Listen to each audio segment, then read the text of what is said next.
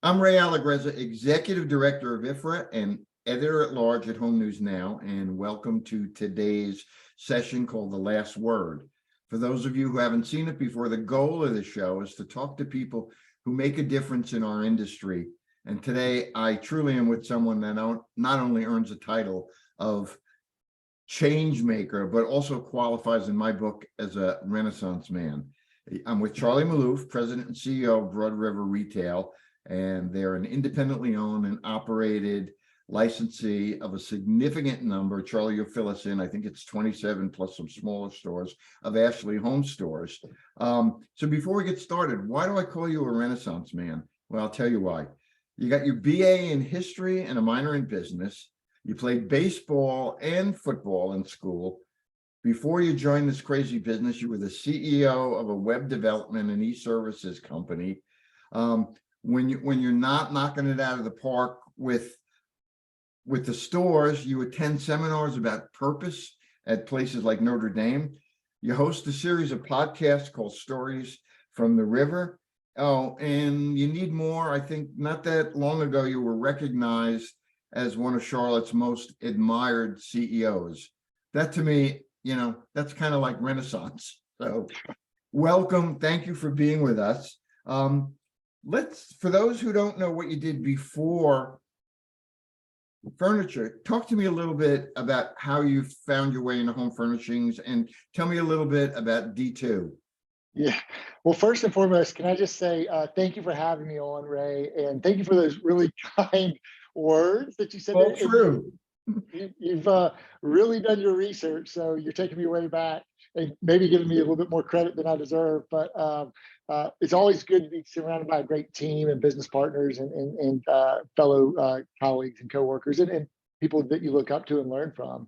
We're all a product of our environment and standing on the shoulders of giants, of those who have come before us, and just trying to push the ball a little bit further and advance the ball forward. Leave our small dent if we can. And I love the Zoomcast or the podcast format. I'm super excited to be speaking with you today. And we've been good friends and known each other for many, many years in the industry. And I appreciate all that you've done in our industry, and it's always good to reconnect with you. So you want me to talk about D2 Interactive? Yeah, tell me about D2, how you got involved with that, and then how that led to me talking to you today. I started this web development shop, had run it for 5 years. While working at D2 Interactive, I had started working with Jonathan Ishii when he worked at the Godwin Group in Jackson, Mississippi, and he was in their interactive department, and he was partnering with our firm to help solve search engine marketing optimization or heavy lifting database programming for their customers, like Malpas Timberlands Investment Group or Trustmark Bank or Yates Construction Company, things like that. And so Jonathan then went to get his MBA degree from Vanderbilt University. And we just stayed in touch. Matter of fact, little known fact, I had him on payroll for a couple months trying to do sales while he was up in Nashville to earn some income. But we just kept that relationship going. I went to visit him once or twice up in Nashville. And then he joined with another guy, and his uncles, who are the Miskellies in Jackson, helped make a connection. And Jonathan had sold furniture, and he always found it was really easy to sell Ashley furniture. Miskellies is a multi-line brand. Mm-hmm. And he was so young at Vanderbilt getting his MBA degree, he couldn't do what his friends were doing, was getting like these great lucrative jobs at the investment banks, because he didn't have enough experience, real world experience. And so he was like, well, what am I going to do? I need a job when I finish this. I'm going to have these student loans and this, that, the other from Vanderbilt with my MBA degree. What do I do? And his uncle said, well, you ought to look into this Ashley Furniture Home Store deal. I mean, it's kind of ground floor and early days, and we're not going to really give you any money, but we'll help you make an introduction and help you kind of advise you, whatever. And so he and Jackson decided they wanted to be in the furniture business and start up a store. And they looked at some Southeast markets. I think they looked at like Birmingham, Alabama, Charlotte area, Raleigh, Durham area, and they locked in on Charlotte. And then they opened their first store, and they worked on it their last semester or last year at MBA school, uh, there's a whole cool story about how they got Ashley to convince these two young whippersnappers to give them the market. And I won't go down that path just for sake of brevity. Anyways, they started the first store. The business, they struggled the first year. The business plan called for opening a second store. So they went ahead with the business plan. They kind of figured out the first year foibles and how to kind of turn it around. And then they had a chance to acquire a third store. So they had a store in South Charlotte and North Charlotte. They had a chance to acquire a third store in Greenville, South Carolina. And then they knew it was getting kind of big and it was going to grow. And so Jonathan had reached out to me and said, hey, this thing's growing. We need some help. And I said, I don't know anything about furniture. And I'm in the industry that I love with my own company, doing my own thing, and we're growing and we've survived, post 9/11 and all the economic downturn that happened in 2001, that sort of time period. And our business was growing and thriving, based in Jackson and Oxford, Mississippi, and was healthy and growing. And he said, well, you know about business and you know about, and it's just widgets or widgets. And so really, he made me an offer, recruited me to join him in Jackson, and to buy in as a minority partner. He used to call it ground floor of like the next McDonald's. And it was much of a good business proposition as it was a spiritual calling. My faith was reawakening, if you will, and I wanted to be partnered and aligned with two guys who I admired their walk, and I needed to go kind of walk on my own in a new area for a period of time in my life. And so right at the age of 30, I sold my business, my baby that I'd had for 5 years that I loved and the industry I loved, to get into retail, and never looked back. Moved to Charlotte, North Carolina, May 1st, 2005, the day we opened the Greenville store number 3, the Greenville, South Carolina store. Matter of fact, I never quite made it to Charlotte the first couple of days. So I sold my business on a Saturday, and and drove, and then I was there on a Sunday, and I was living in a hotel room for 2 or 3 days before finally I was like, because we were in Greenville opening the new store. I was like, hey, are we going to get to Charlotte? I need to like just unpack and unload this stuff. So I always thought that I might sell my first company and like go kick my feet off on the beach for like a month or 6 months or something. And I went from literally Saturday driving 10 hours or 10 hours to then starting this Sunday the next day. That's great. You said something interesting. You used the word spiritual and spiritual awakening. And, one of the things I wanted to talk to you about, you've always reminded me almost more of a spiritual leader and a coach and a mentor than the run-of-the-mill furniture guy. I mean, yet you've been able to do both and do them well. You've always had a different perspective. Talk to me a little bit. You don't have employees. I mean, I know you got a ton of people that work with you, but they're not employees. They're memory makers. Tell me about how the two have dovetailed so successfully. Yeah, well, I'd love to know more about your comments about the spiritual leader. That's I've never been called that, and that's so incredibly humbling, and I'm really uncomfortable with that description. But I appreciate you making that comment. But I would tell you a couple things on this topic. I always wanted to be a football coach growing up. Like I wanted to be a football coach, and I knew it. I said I pinged you as a coach and a mentor. Really. So I just and at some point I gave up on that dream or changed it a little bit, and there's reasons behind that. But then with regards to my faith, I'm not going to shy away from my faith in the marketplace. I'm never going to judge someone because of their faith. I'm not called or led to do that. But I'm not embarrassed by my faith, and and it's important to me. And so, and I also think it creates a level of accountability. You can't be a public success and a private failure. And so it makes me be more accountable to how I walk my faith and I live my faith, if I'm going to put my faith out there. So, yeah, so that's what I would say about I do like to coach and mentor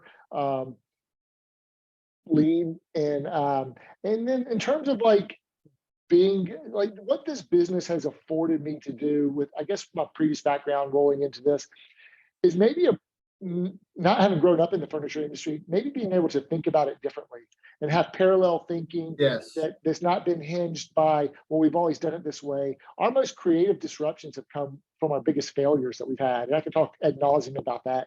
But just, being able to see a parallel in another way and apply it to our industry, it's been fun. And so we always were trying to think of like, well, what do we call our employees? Some people say stakeholders, constituents, teammates, team workers, co-workers, colleagues. And Disney uses this phrase cast members, and there's other companies that use kind of cool monikers. And when we launched or when we went through a study of purpose and launched our company's purpose statement, furnishing life's best memories, we really wanted to reinforce and not just let it be four words that are forgotten, but reinforce that identity. We believe, or something I like to say a lot that I believe is purpose begins with identity. And so it's a reinforcement of our identity that we would call ourselves memory makers. We're in the business of furnishing life's best memories. And as such, we are memory makers.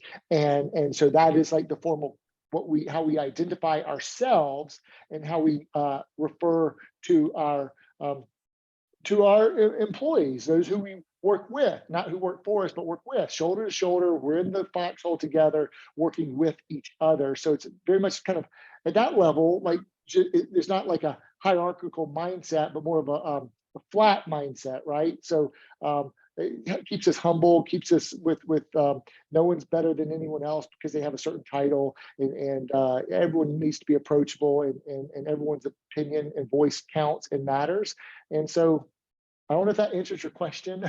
It does. It does. And I say spiritual in the sense of, to me, spiritual leaders uplift and edify and celebrate. And you do that with the people. Tell me how the stories from the river plays into that and kind of reinforces it. Yeah, I've watched a bunch of those, and they're amazing. Well, this is a funny thing. I love podcasts, number one. And so, I've always had this itch. I had this itch for a couple of years prior to launching Stories from the River podcast, but I wanted to start a podcast in some shape, form, fashion. And then what I believe that I have the privilege to do is to have a front row seat to amazing and heroic stories and everyday heroes within our company.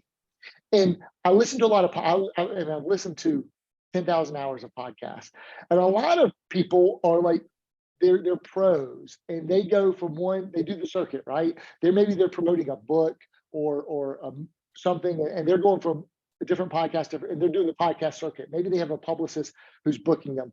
But no one, I identified a gap that nobody was telling the stories of frontline heroes, and I thought that there's incredible stories to be told, and I thought that we had the content within our company, and we just like shining the spotlight on our people, and I wanted to try to elevate our people and then take something that I'm passionate about and do a little bit of a passion project and just try it and then.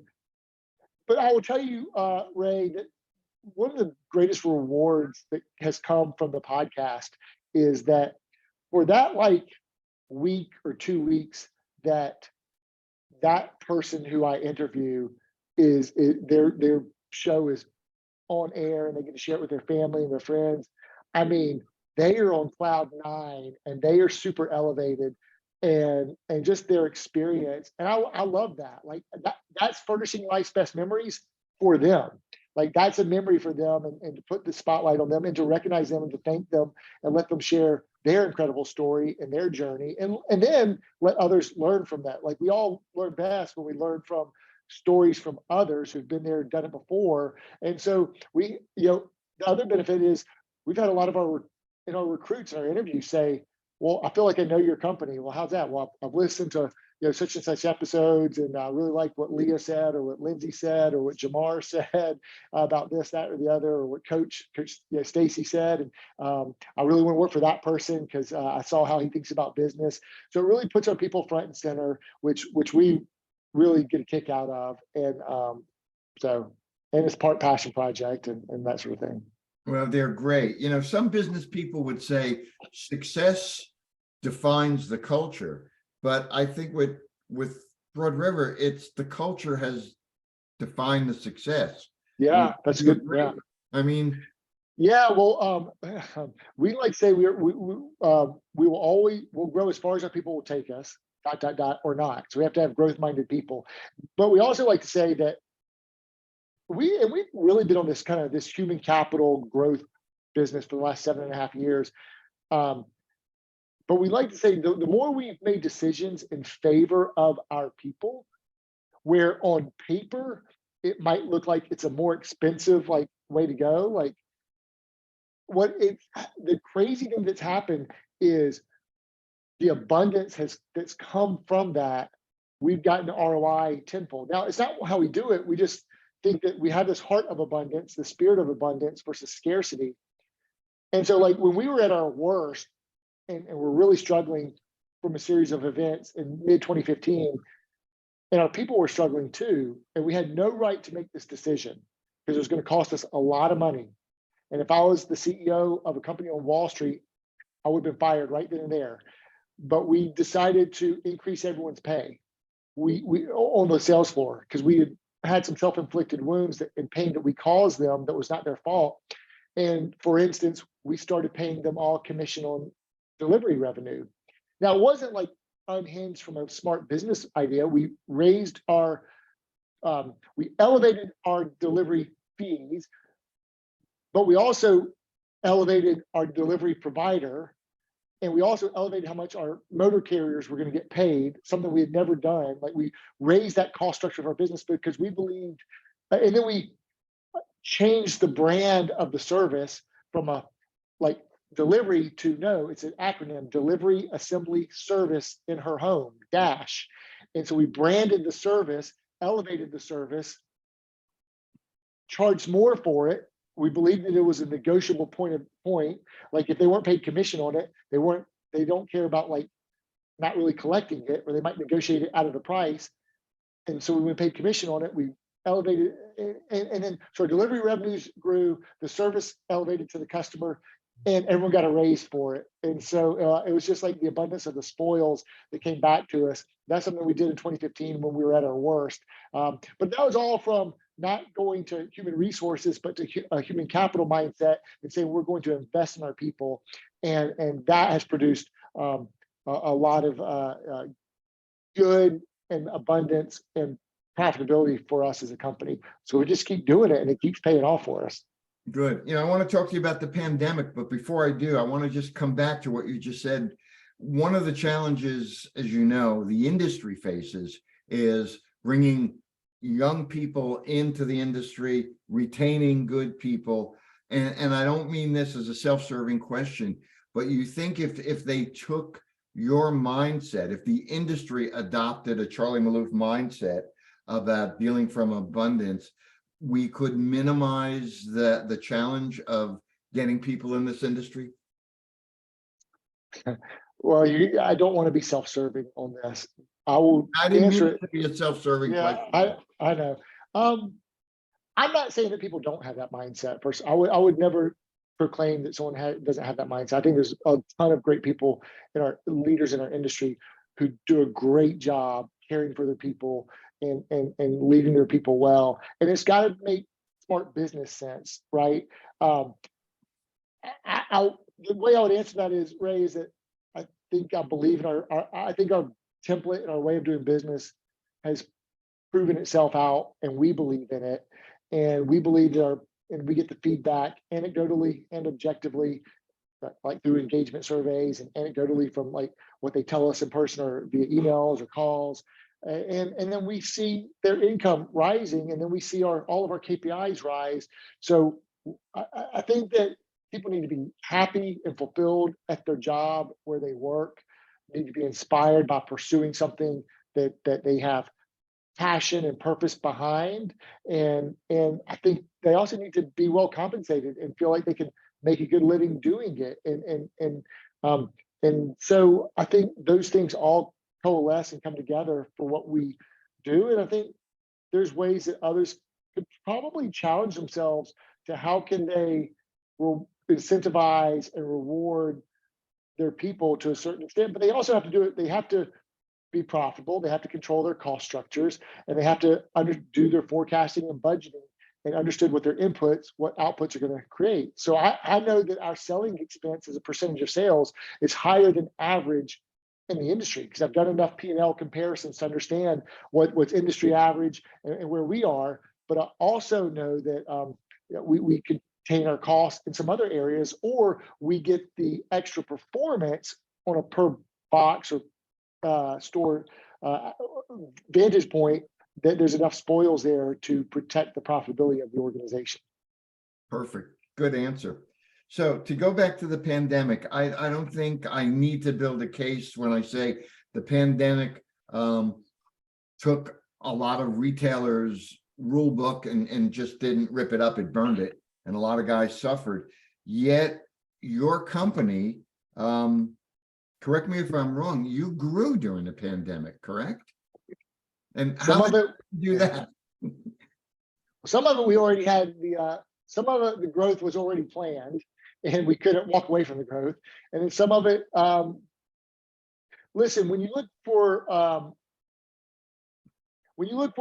a store, usually you're not making that decision. Like, I want to put a store there and it happens tomorrow. I mean, there's years and months of planning. Some of them happen fast, but usually it's long-term planning type events, right?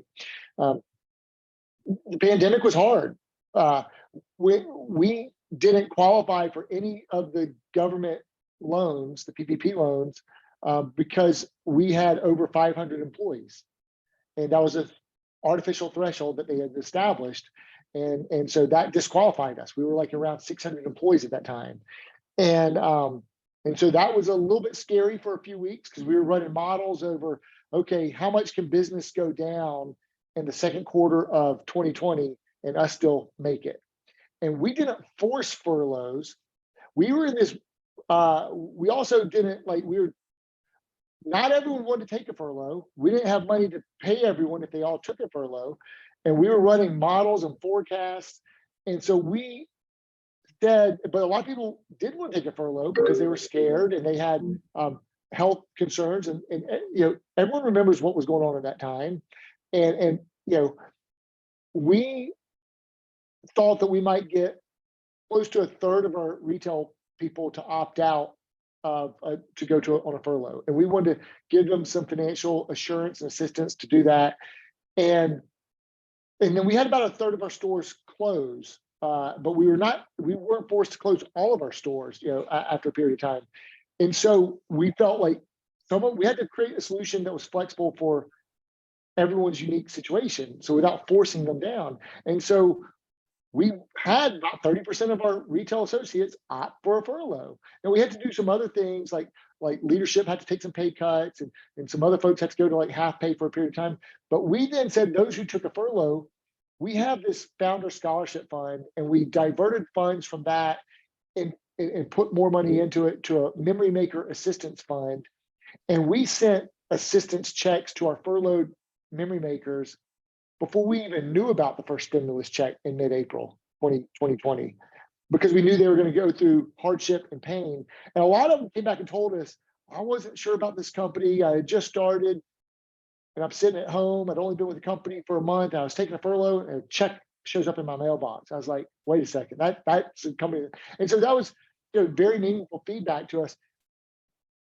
A couple things happened, Ray. Like, we had just opened our new distribution center in Four Oaks, North Carolina. We had to hire 36 operations memory makers in the back half of March, because the DC, which was a $15-20 million investment, had to open. We had obligations and rents and leases, but then we didn't want to fill it up with product.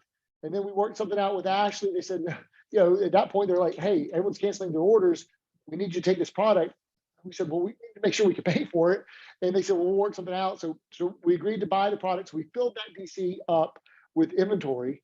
And there's a reason this is important, because when the stimulus hit in mid-April, May, we still had a lot of our stores open. And then it was like the faucet turned on. People were stuck at home and they just started buying furniture. Right. And a lot of people had no inventory starting in early May. Our inventory that we had bought between our 2 distribution centers at that time lasted us through the end of June. And also, I should say, at the beginning of June, right when the riots had begun, we also did a moment of silence for the George Floyd incident for 8 minutes and 46 seconds and shut down our company to recognize that, because we had a lot of our own memory makers were hurting. Our memory makers of color were hurting, and we were grieving with them through that awful tragedy. But then our warehouse caught on fire in Fort Mill, and we'd never had a warehouse fire. It was like Friday night. We just got home. We were relaxing after a tough week in early June, and the warehouse is in smoke. But it had started from outside and got in. The intelligent design of the sprinkler system, where we thought we were going to have 97% merchandise loss, we only had 3% merchandise loss. It inverted. And we thought we were going to lose all this furniture and there's no more furniture. We didn't, and we cleaned it all up. There's a bunch of smoke in there, but we cleared it all up, and we started opening boxes and everything was fine. I say all that to say we were prepared to lose a lot of money in the second quarter of 2020. Break even was our best case scenario. It turned out to be our most profitable quarter in our company's history. And so then people started coming back too from furlough, because we had stores open and people were coming out to buy and shop. And so we worked through all these crazy events that were happening. Then the back half of 2020 got to be really tough because supply really truly started drying up, and we were having crazy business, but embedded within those net sales increases, there was massive cancellations. Cancellations tripled and quadrupled. And that's not the business that we wrote. A lot of customers wouldn't even buy because it was going to take too long. So you had people were buying over and above all these cancellations we were getting for months. And our people get paid off delivered sales, right? And so we had to start then doing like pop-off loans and interest-free loans and supplementing their income to make sure that they don't go backwards and can pay their bills because we couldn't get the product and they had the visibility. And that happened for about 6 months. And finally, we got that turned around. And then 2021 was just a magnificent year from traffic, and we really approached this was right. We approached that year. We thought it'd be a tale of 2 years, where the fog was in the first half of the year, then the fog would be lifted, and it turned out to be a great year. The supply chain kept pace with record sales, but we just really on executing, growing through the pandemic was just. It's like what Jim Collins calls with his 20-mile marches. We were just marching, executing our plan, just executing our plan, using our budgets and our forecasts and our inputs and understanding what this investment would produce and just executing the business plan and model that we've had and not veering away from that. So there were blood, sweat, tears, emotions, all that worked in, but we, our calling card in mid-March, when we did our town hall, started doing town halls to all of our people regularly, was we're going to have shared sacrifices by each of us so that we could ensure brighter tomorrows for all of us. And then it became, we were reading a book by Bob Chapman that I highly recommend called Everybody Matters. We were going through that as a leadership team. I'd read it a few times. It is such a powerful book and talks about how, and we can't, it's treating each person in your charge like they're someone's precious child.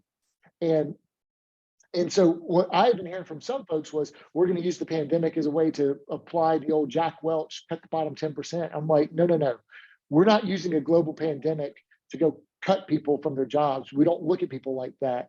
And so I don't know how or when, but we're going to treat our people like we treat our people. And this will come back to us at some point, in some way, when we need it. But right now they need it, and we're not going to cut jobs. So our calling card became, we're going to bring all of our memory makers home. We want to get to that day, those brighter tomorrows, and restore all pre-pandemic job cuts or whatnot, and bring all of our memory makers home who choose to come home. And I think by the summer of 2020, I think we had done that, and then we were back to just trying to navigate with masks and the unknowns and do business with shoddy supply chain and trying to figure out, it was one pivot after another.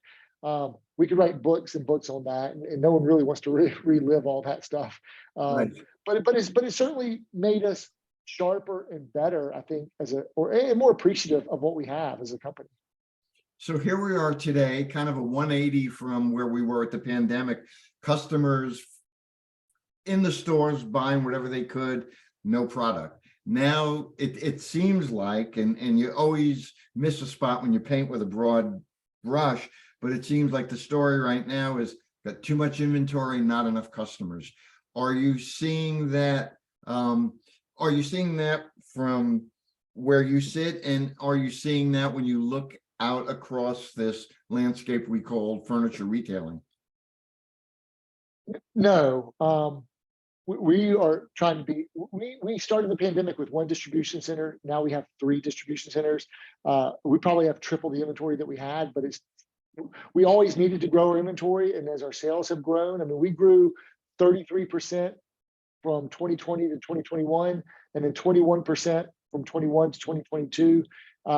And so our business is, and that's over a previous 10 or 12 years of doing 15% compounded annual growth. So we've grown, double digits compounded annually for 13 years. We're still trying to get our speed to customer improved upon, and that's good for the customer. That's good for our memory makers. It's good for the company. And I think that what Coach McCormick, our head coach of sales, likes to say is the customer's number one buying signal is when they drive into your parking lot. And so, if we try not to read what's Jay Powell saying about interest rates, or what's everyone complaining about or opining about traffic. Yeah, traffic's been down, but there's still plenty of traffic to win with. And we still have all tools and more tools that we had before the pandemic that we can use and deploy. And there's been some great innovations and things that have come up. So, our conversion rates improved upon, our leads from online, sales to chat have improved upon. Like we have an e-team now, where we didn't have an e-team before the pandemic. And I think customers today still want that phenomenal sales experience, and they still want stores that look like they're modern and updated and contemporary, and showrooms that are brightly well lit and well merchandised and clean and fresh. And so we've been able to remodel our stores or open new stores and continue to take the ante up. And I think customers are responding to that because there's still a need for furniture, and so you have to keep investing in your business, and especially at retail, and that's really important. And so we've just been able to continue to add more to our way of doing business and how we service our customers, and add more tools, more self-service tools, more information tools, more departments and programs to support our guests and support our people.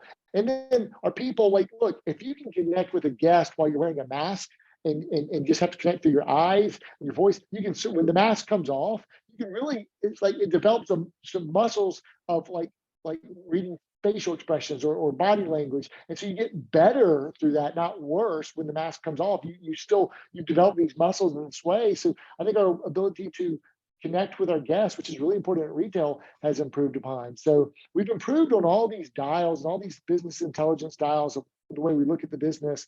And our people feel more fulfilled and happier. And then all that manifests down to the bottom line or really the top line and the bottom line. We've grown both of those. I think that there's still traffic to be had out there, and if you focus on the traffic's down, or traffic's not down when the guest is in front of your face. You've got a guest right there. Take care of that guest in front of your face. I mean, that's kind of the way we think about it. Perfect. Just a quick housekeeping. How many stores right now, currently, and how many employees? And then part B is, talk to me a little bit about the role that online brick and click. How does brick and click work for you? Because you have a technology background, certainly. So 30 stores. We are relocating one. We had 31, but we're relocating one to Salisbury. So we're opening it's a massive investment in Salisbury, North Carolina, with a 45,000 square foot double Ashley plus Ashley outlet store, a 2-in-1 concept that we really like those concepts. And so we'll be at 31 stores at some point in Q2. And number of employees, memory makers are right around 900. It could be 850, 900 thereabouts. We just had a town hall on this on Friday, and I saw the exact number. And I to look at the exact number, but we're right around 900 memory makers. So that's grown by 50%. Since before the pandemic. I think we're around 600 or a little bit less. Now we're at 900, and we've added several stores through the last 2 years as well. Great. Now talk to me about Brick and Click. Yeah. The funny thing about that, Ray, is when I had D2 Interactive, which we talked about earlier, I did a pro bono project for Jonathan Ishii back in 2002 or 3, which was doing mock-ups for an Ashley website. And I did it pro bono so Jonathan could present it to Ashley. Fast forward 15 years, I was then on the e-commerce committee as one of the licensee representatives when Ashley was looking to launch an e-commerce website. And then today, how that works is really, there's an Ashley website that customers can go on and shop at. And we really think it works really kind of in harmony or in unison with us in this way. If a customer buys a third-party product that we don't sell in our stores, great, Ashley will have them or a third party directly ship that to a customer. And there's a revenue agreement, share agreement, or if they buy home delivery, we'll fulfill that if it's in one of our markets and to that customer. We'll follow up with the customer, schedule the date, and we'll fulfill that order.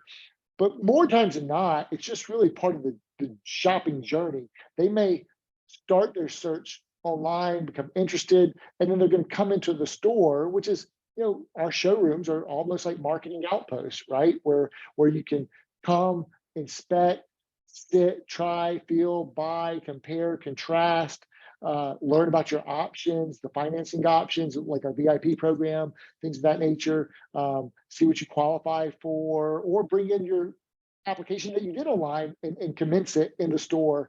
And so you got to really be on your, and so they may come pre-qualified or with a notion of what they're looking for, and we will then take care of them in the store. So really the percentage of sales that are completed online, customers, it's part of the shopping journey. It's not necessarily part of the it's not a huge component of the transactional journey, but it's a necessary component of like greater marketing and sales and service. And then we have an e-team that processes a lot of leads. A lot of times someone's shopping online, but they're not ready to transact. So if they're in our area, we'll do a sales chat with them. So we have a whole e-team that can, and sometimes we'll transact it in our point of sale system, or we'll schedule an appointment for them to go into a store.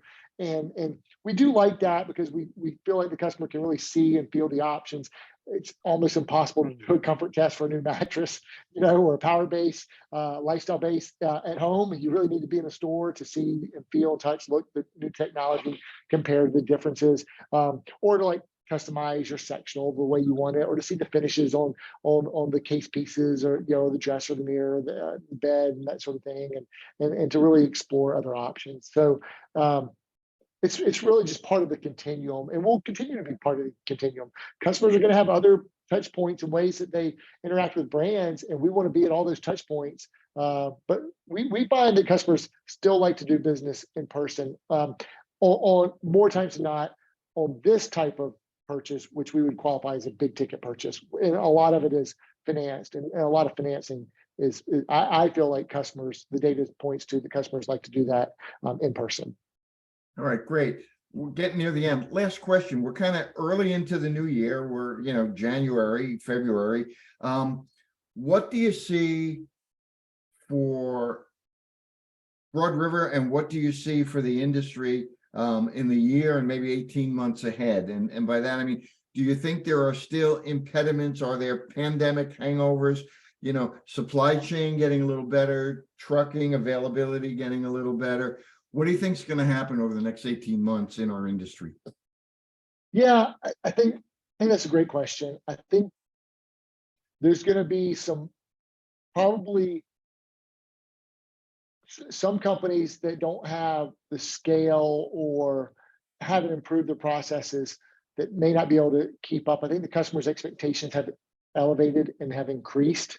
And so hopefully you've been investing in your business and your processes, your inventory optimization, your speed to customer. I do think that as we start to see inflation continue to taper down and normalize, and we're seeing that in product, we're seeing that in goods, obviously, and we're seeing that in other areas where it's normalizing, like things on freight or motor carriers, home delivery, or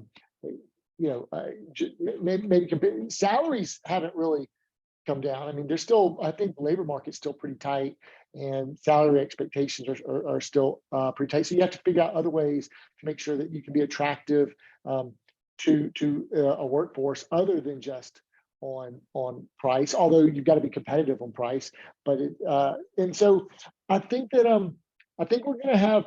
To me, it feels more like a soft landing than the bottom falling out. And I think that there's. I certainly feel like we've pulled some business forward, but I don't think that was just only pulling business forward. I do think customers are spending more time at home, investing more in their homes. The customer's balance sheet, our customers' balance sheets in general are still pretty healthy. So I don't think we're looking at like a great recession, 2008, 2009 situation. But many of us have survived down cycles before. Our industry can be very cyclical. I just don't. There's not signs that this one is going to be a major drop off or fall off. And I think we've all learned how to live with the down traffic that we've had over the last 6 to 12 months, really. And so I think hopefully as these interest rates start to taper down on the increases, we get to a normalization. And it's going to be tough. You're going to have to fight, scratch, and claw. I think 2021 was a generational year in terms of traffic and sales, and hopefully you improved your business and reinvested in your business. We'd really like to see inflation on raw materials and construction come down so that we can activate some of the construction projects that we'd really like to do, because those have remained a little bit too inflated or elevated, if you will. But if we can see a little bit more normalization, I think we'll figure out ways to win as an industry and continue. But hopefully you've invested in your business, and if you haven't, the best time to plant a tree was 20 years ago. The second best time to plant a tree is today. So just start investing back into your business and back into your people. Terrific. I think it's fair to say in this market, you have to have a purpose. You have to have a reason. And as somebody that's made purpose the cornerstone of your business and your philosophy, I don't think you're one of the guys we got to worry about. I'm the guy that always has the last word, but since the show is the last word, the goal is to give the last word to people that really have something to say. So I'm going to ask you to wrap us up. Any last word you'd like to share with the audience? Oh, I think I would just continue to encourage leaders in the industry who are out there. We were on the winning side of the pandemic. Our industry was. We really were. The pandemic picked winners and losers. And we were very fortunate and blessed that it accelerated and increased demand for our products and services. And for those of us in retail and also in manufacturing, I mean, you can't help but be incredibly empathetic and grateful for our people who fought the good fight, who stood shoulder to shoulder with us, and who helped us come through the other side of this thing. And I would just say, never lose sight of that. Yes, might get leaner years. Yes, we might have to figure out where to get tighter or leaner or make cuts to make sure that we have a profitable business. But to the full extent that we can, look after our people, care for our people, appreciate our people, invest in our people. They need it, they deserve it, and we owe it to them from a gratitude. We would not have gotten through it without our frontline heroes at retail. And let's just don't forget that. Let's don't let our memories be short on that.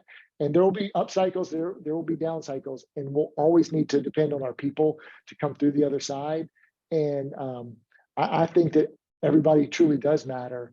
And the more that you can recognize, celebrate, reward, and create avenues for growth and fulfillment for your people, the better our industry will be, the better our people will be, and the better your business will be. And I really mean that. And I hope that folks take that to heart. And I would also say, I don't think you'll ever regret doing it, both on what it will mean to them, who you have the power to influence and impact, and then what it will also mean to your business's bottom line. Well, I'm glad I gave you the last word. It was perfectly said. I want to thank you for taking time to chat with me today. I want to let you go to help inspire your memory makers, help your customers make some memories that they'll always cherish. Thank you so much, and I hope to see you soon, Charlie. Thank you. Absolutely. Thank you, Ray. Appreciate all that you do. All right, take care. Bye-bye. And cut.